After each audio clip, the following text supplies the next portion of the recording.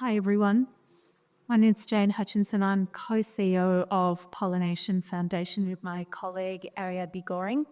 I know you now know everything about carbon markets and nature stewardship markets because this beautiful looking panel has completely nailed it.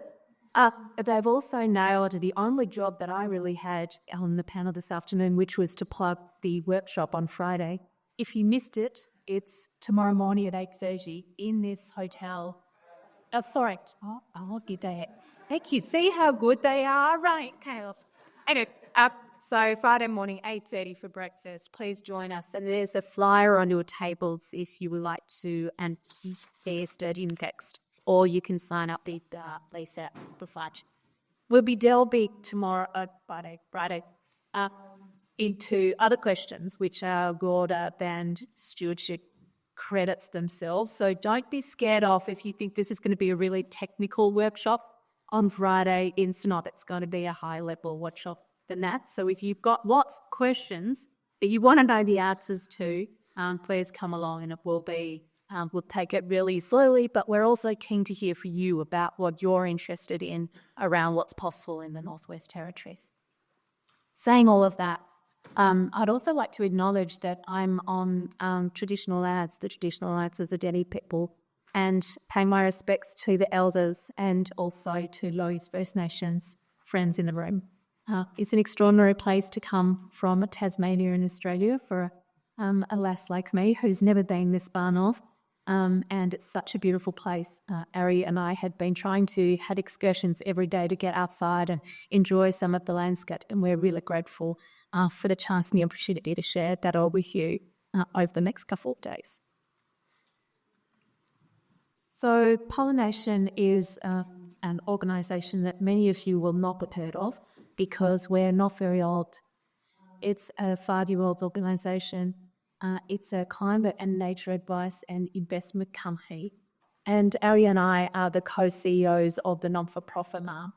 And our reason for being is we both had different backgrounds and histories.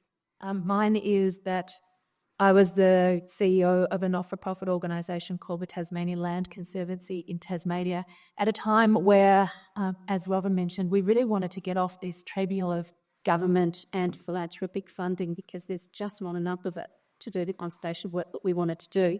So we're looking around at business enterprise opportunities. You know, we always hear about these trillions of dollars out there destroying nature. How do we turn that into good? And so at the Tasmanian Land Conservancy, we took a punt and we actually got to the ground to explore carbon markets, and we set up one of the first carbon market projects in Australia, in Tasmania, to conserve an area of 11,000 hectares of forest. And it was an aha moment for me because I thought, actually, this does work. It's bringing in about $500,000 worth of income annually to that organisation to do its conservation work. So it's in action, it's happening, and it's real, and it makes a massive difference. So Ari and I are also passionate about global biodiversity and nature and ensuring that we've got a safe and beautiful planet to exist on. And what we know is that the majority of the lands where biodiversity is richest are stewarded by Indigenous people. We also know that 30% of carbon stores are stewarded by Indigenous people. So it only makes sense that we've flown more finance to Indigenous people who are looking after nature on behalf of all of us directly. And so that they're not being whittled away by all of the middle off-takers of that funding that often happens. So we know the global finance, from all of the finance for carbon, that only 1% actually reaches the ground to Indigenous people that steward those places. And what we also know is that there are a lot of projects globally. So this map shows that there's not just one kind of way of generating a kind of nature stewardship credit of the kind that Michael's talking about.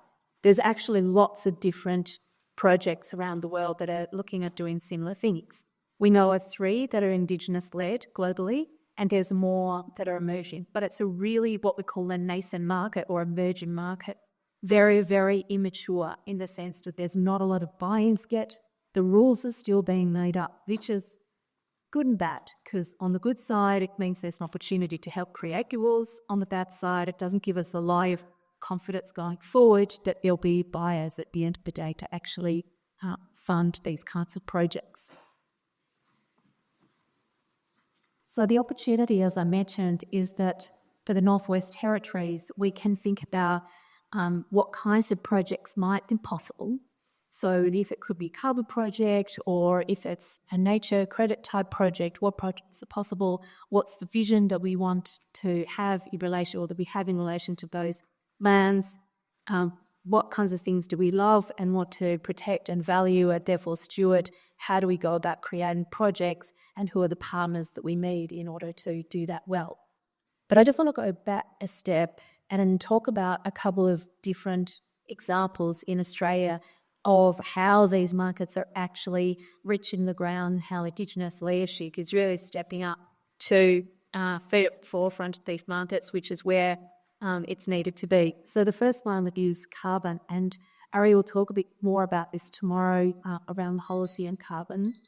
But the carbon projects in Australia, they're Indigenous led, are based on fire, and we've heard a little bit about it already in some question and answer sessions. You've heard a lot about fire over the last couple of days. The way that it works in Australia, and these are government schemes, is that the difference between coal burn, which doesn't release a lot of carbon into the atmosphere, and the difference being between a hot wildfire, that difference is the carbon that can then be monetized or created into a carbon credit.